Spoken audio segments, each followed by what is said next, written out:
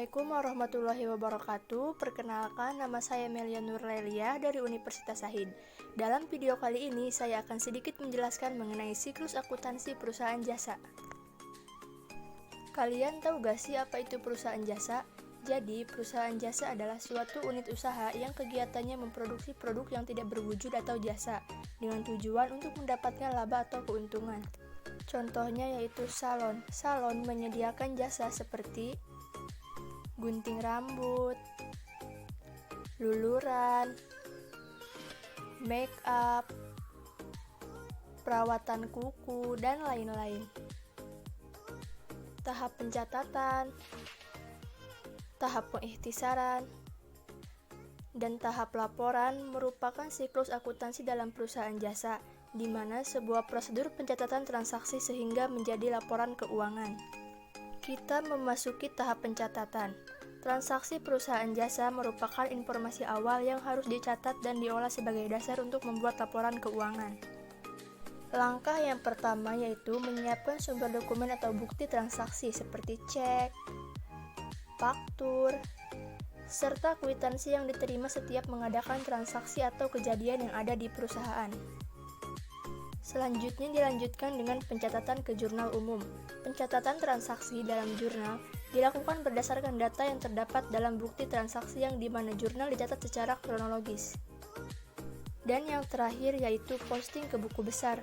Proses pemindahan jurnal ke buku besar disebut posting. Di dalam buku besar, akun-akun dikelompokkan menurut golongannya seperti akun neraca atau real dan akun nominal atau akun laba rugi.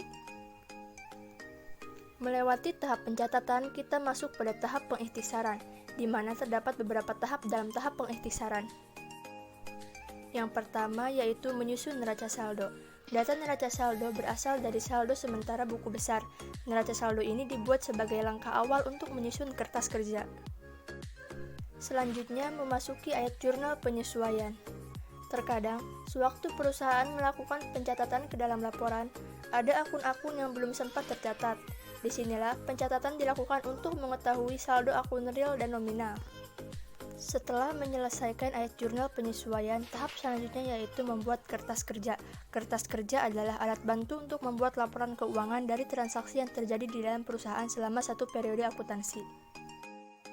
Setelah menyusun kertas kerja, langkah selanjutnya adalah jurnal penutup. Jurnal penutup ini untuk menutup akun-akun nominal FRIV, ikhtisar laba rugi, supaya tidak terjadi perhitungan ulang terhadap transaksi di periode berikutnya. Dan yang terakhir, neraca saldo setelah penutupan. Tujuan pembuatan neraca saldo setelah penutupan ini untuk menentukan apakah akun buku besar telah seimbang untuk memulai kegiatan pada periode tertentu. Langkah ini berhubungan pengembalian ayat jurnal penyesuaian tertentu atau jurnal pembalik. Tahap yang terakhir adalah tahap pelaporan. Tahap pelaporan ini merupakan tahap paling akhir dalam proses akuntansi. Adapun yang terdapat dalam tahap laporan ini adalah laporan keuangan yang merupakan hasil akhir dari proses akuntansi. Yang pertama, laporan laba rugi. Laporan laba rugi berisi seluruh akun nominal, yaitu pendapatan dan beban dari perhitungan antara pendapatan dan beban akun diperoleh laba atau rugi perusahaan.